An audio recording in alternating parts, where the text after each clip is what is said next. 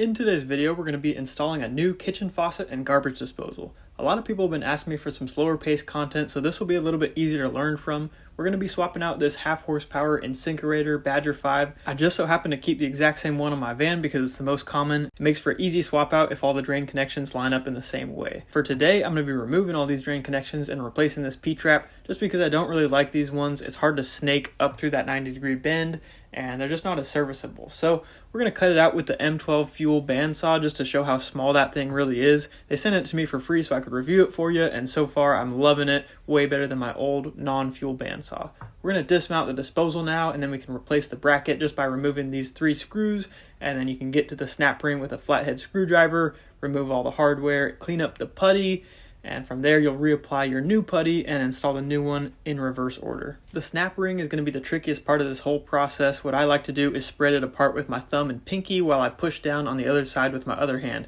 I've also heard that some people put the new disposal on top of the flange, that way they can use 2 hands for the snap ring. Whatever you want to do as long as you can get it on there. Now at this point we've already shut off the water to the whole house, so I'm going to go ahead and remove these plastic angle stops. I like to replace these every time that I run into them because they're just low quality and you can't replace the supply line on them. This type of valve will unspin on copper pipe. Sometimes on plastic pipe it gets stuck, so you have to cut them in half. We're going to replace the escutcheons just because we're already in here, and our new valves are going to be chrome, so we're going to put some chrome ones. Here you can see me deburring the inside of the pipe, and then I'm going to chamfer the outside edge with that same tool. This is just a good habit to get into when you're making any sort of pipe connection.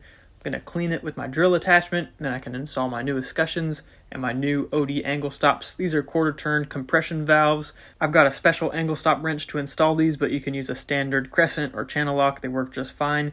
But if you want these ones, I've got them in my link tree, so I can put that in the description for you. Again, chamfering the outside edge, deburring the inside. Make sure you got a nice clean joint before you glue. This is some ABS solvent. It's not glue. Now I'm going to remove the old faucet and then I can install the new one. Pretty boring to watch, so I just kind of sped through it, but yeah, you get the gist. The only hiccup you could really run into is if you don't have enough space like I did to fit a regular wrench. You might need to go out and purchase a basin wrench. Worst comes to worst, you could always just saw it off like I did with the bandsaw.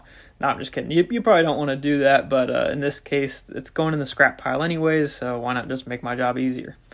We got the new Delta faucet. We're going to go ahead and install that nut, and then it comes with its own little specialty plastic wrench to tighten it up. Put the weight on there, put the clip.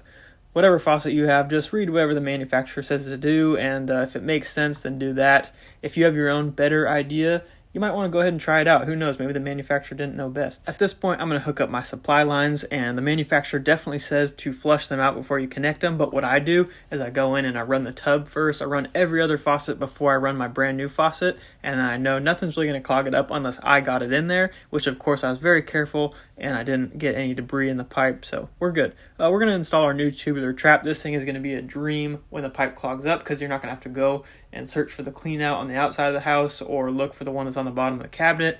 And look at this bandsaw just ripping through the tubular. I mean, why would you not cut it with a bandsaw if you have the bandsaw right there? Come on. If you've made it to this point of the video, I just want to thank you for sitting here and watching this. I wish you good luck with your garbage disposal, faucet, whatever sort of thing you're doing. If you're just learning on here, good for you, man. At this point, I've just about finished. I'm just going to tighten up all these tubular gaskets. Some of them are rubber, some of them are nylon. Doesn't really make a difference to me. I think they all work great, but some people do have a preference. That flange tailpiece is going to go back on there. Got the nylon washer there. And from here, we can go ahead and attach our air gap hose. At this point, I'm already running water down the sink and filling up the basin. That way I can test it with a large amount of water, make sure nothing's leaking, and then I'm heading home. Thank you guys for watching this video. Have a great day.